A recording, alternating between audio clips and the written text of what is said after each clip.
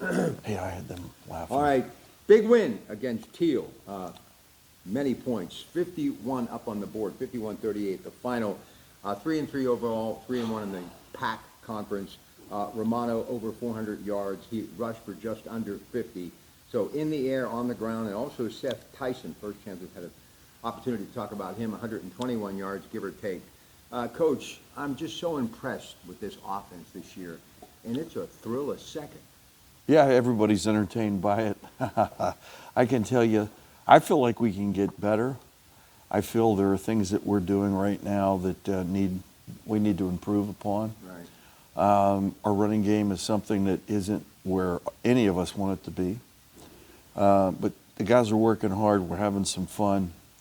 And we're going to play an opponent this week that's really, really tough and a tough place to play. So going down to Waynesburg and being able to run this offense against their defense and the coaches they have, that's the challenge. Listen, some business news, healthcare news earlier today.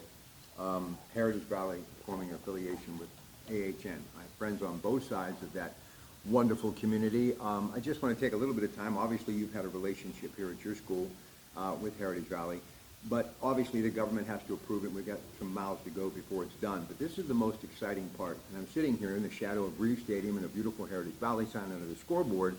But my probably closest friend on the planet outside of Beaver County is Pat DeMeo, Right. head of the Orthopedic Institute, Sports Medicine. What that's going to do for sports medicine and Beaver County athletics alone. Oh, I think that's an incredible move. It really is. It is. And obviously UPMC has a tremendous orthopedic doctors and the department as well. But I remember when I first met Dr. DeMeo. We were. It was a Monaca Rochester game. That just tells you how long ago that was. And at one point we were trying to get him to come down and be our team doctor. Now he's running the whole thing. Well, he's actually my team doctor for me. Yeah, good. That's why I get an oil change every couple of thousand miles and I'm right back on the road. But I'm just so excited. And Norm Mitry's been a lifelong friend and did so much and has done so much for that hospital. I'm just really, really happy. The old catchphrase with me, because I've had both actually work on me at times, surgery, what have you, physicians, Dr. Jackson, Dr. Snell, Heritage Valley, of course, AHN. And I've always had the best of both worlds. Now, when it gets done, after some approval needs to get handled, everybody's going to have the best of both worlds. So I'm really excited about it. Yeah, we're excited too. I've got people in my family that work for Heritage, so this is exciting thing. It is exciting news. Okay, speaking of exciting, Waynesburg this week, and then homecoming a week from this week. And of course, what's exciting about that is they're going to have fireworks, they're going to have a parade, they're going to have food, vendors. It's going to be a big weekend. And there's nothing like coming to College Hill for homecoming. But before that, Waynesburg. Give me a little bit about Waynesburg. What can you tell me? Well, they opened up with two very, very tough opponents. They played John Carroll, which everybody knows who John Carroll is. Absolutely. And they played Dickinson, and they demolished Teal, but they lost to Allegheny. And they're just hard-nosed. A typical Waynesburg team. They've got big size up front. They got tailbacks that can run. They got a quarterback right now that's using the play action. Defensively, their defensive coordinator is an awesome football coach. I've known him for years, and he just makes sure his guys are in place. He makes sure his guys are in place. So we've got some challenges ahead of us, and I think the number one challenge that we have ahead of us is we have not played a complete football game. Some of the things that happened during last week's game at the end of the third, beginning of the fourth, whatever, was just, I don't know if it was the atmosphere, the timing of the lead. I have no idea. I just think it was a lack of focus. That's what I look at it. We were able to work on that this week because when we go down to Waynesburg, we have to be very focused. We're playing a team that's very good. Your head assistant, that guy, Tommy Contention, New Brighton Zone, with a recruit earlier and his mother. You've been in the game a long time. When the actually be your children. Well, yeah, I mean, it's basically what's going on right now, You've yeah. been doing this a long time. Yeah, a long time. No, maybe people are getting married earlier and having kids earlier. Maybe that's it. What has Tommy meant to this program? Oh, he's Incredible Geneva. recruiter. Incredible recruiter. What people don't see are the behind the scenes things with what he does. Meeting with players, just being able to really talk about Geneva and what Geneva means. And there's not a whole lot of people that understand the Geneva story, and he's one that does. And he does it. He lives it. It's his life. It really is. That's what he does. You know, it's amazing. The older you get, the more you really do appreciate things. I just appreciate this faith-based education that people get here at Geneva. There's just such a quality to it, and there's such serenity up here. I mean, there's something really unique about it. Well, it's serenity right now because they're all in class. Okay, if you want to see chaos, come to practice here in about an hour. Can we talk about some other college football news? Sure, let's do it. Franklin gone at Penn State. Yeah, that one hurt, and I'll tell you why it hurt. Okay. I don't know if within 3 weeks, and I'm nobody to be, commenting on it. The only thing that he and I share are we're just football coaches. Yeah, but he made a few trips down here to recruit. Oh, he players. did. He really did, and I got a chance to meet him and talk with him. I just don't know how in 3 weeks you go from being second in the country, you're playing Oregon in overtime, and within 21, 24 days, all of a sudden now, you're out, and your quarterback's hurt. Penn State's going to have to rebuild. Everybody has an opinion on this. Obviously, the administration of Penn State wants to be in that top 4 where they're winning national championships. So, And that's where we are right now with some programs. I I mean, know. if you don't win a national championship, you're gone. I mean, that's at Ohio State. It's probably going to be at Oregon soon. Anywhere where there's an enormous amount of money. I mean, Texas is one of those places. And Penn State wants to be. Michigan's one of those places. And depending on how things go down in Miami, I think it's one of those places. Alabama was one of those places. It's just, you could probably just name 10 or 12 right off the bat where you say, if you don't win a national championship as a head coach, you're going to get let go. And the contracts, I think, long-term contracts, the buyout's amazing. the buyout's amazing, but I think I would really like to. You talk with more people who are in, the economic part of sport management, and we are really looking at something. Are coaches now going to have less time to develop a program? Because let's face it, who's actually running big-time college football? And it's for those of us who go way back, it's always been those people that have been quote-unquote boosters. Right. But right now, I mean, it's all open. It's open season. Everybody knows where it's coming from, where the money's coming from.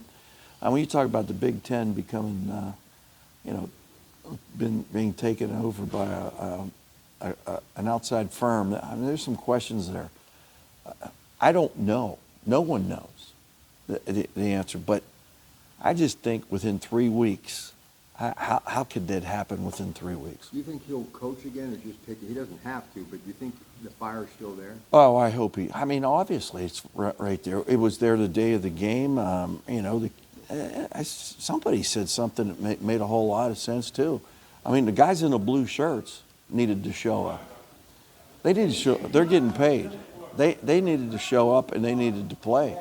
And the thing about it is they didn't. And it's our job as coaches to get those guys ready to play. But I do think he'll show up. I really do. I hope he does. I think he's good for college football. I think the way he integrated family and his faith and was able to do that, that's Right. great. Well, listen, here's the thing, and I work well in front of crowds, so this doesn't bother me at all. So just keep rolling with it. Oh, It doesn't bother me at all. Anyway, my life is one big distraction, has been. I believe Matt Wool's name's been mentioned. He played there, obviously. He's an alum. He loves it. He knows the whole ins and outs. He's a big fan of the athletic director. But Kurt Signetti, his name's come up too. Indiana, what he's done there, obviously, is off the charts, and we know him from here in Pennsylvania as well during his time coaching. But 60-some years of age, I still think, and you know whose name is starting to be mentioned again, is Nick Saban. I mean, I would think he'd want to go after a younger, somebody who's in their 30s who's going to be there long term, right? I don't know if they're looking for one thing, to get to the national championship. The days of having Joe Paterno, Oh, it's over. or days of long tenured coaches, I'm a dinosaur. This is not going to Not happen. gonna happen again. It ain't going to happen at any level. Not even at this level, you think? I think the only chance that you have of it happening is just select places, but you got to win. You got to win today more now than ever, and in Division I, Kirk Ferentz is the guy that's been in Iowa forever, and he's done an incredible job. But look what happened with Gundy. I mean, he didn't win, and he's done everything for Oklahoma State. It's a hard call. It's a great discussion, and I'm sure sports fans and people that are around this area, there's so many ties to Penn State. It's a great university. They got to look at the fact that they've lost commits over this. They're recruiting. There's two sides to everything, but unless you have all the information, I'll just give the athletic director the credit of if he made the call based upon the information that he had. It's really tough to make that kind of a call. Right. Really tough. One other thing before we go. Ben Roethlisberger, football, which is his podcast, I think he's right. about Pitt. I do. All right, but let me just kind of get people caught up. Obviously, the turf, it wasn't good. A lot of people have been talking about what they need to do, and he came up with, hey, they need to let Pitt go build their own stadium, like 35,000 in Oakland. Pack it, adds a lot more enthusiasm, but it also, for the professional athletes who are making a big paycheck, and a lot is riding on these games, and you can say the same for college football now, but they need to let them have a standalone stadium, and the Steelers should be the sole proprietor of Active Shore. What do you think? I mean, I'm a West Virginia guy, right? I know And I graduated from West Virginia, coached there. But I admire Pitt. I admire Penn State. I really do. I mean, they're in our backyard. When the decision was made for Pitt Stadium to be demolished, I remember talking to so many successful Pitt football alums that were so irate about the whole thing. Right.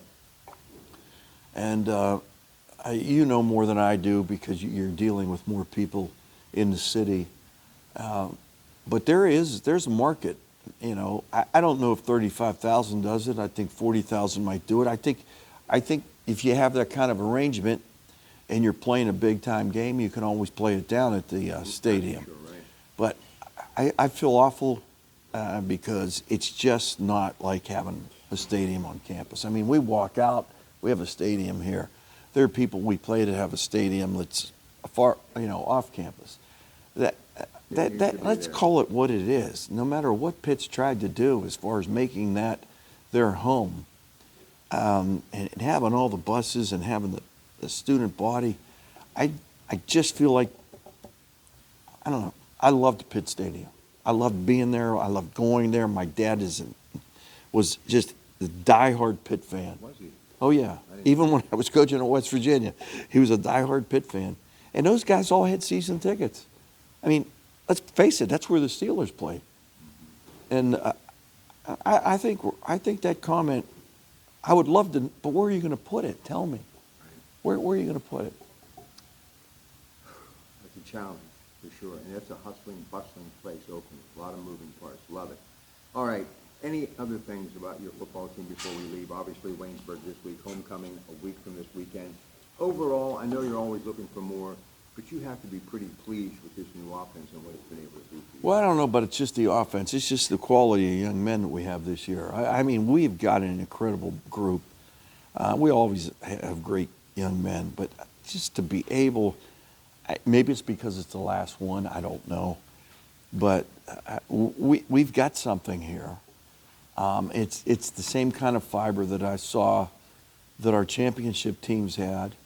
We got to see how far our talent and our coaching will take us. You may not want to answer this, but it's just crossed my mind.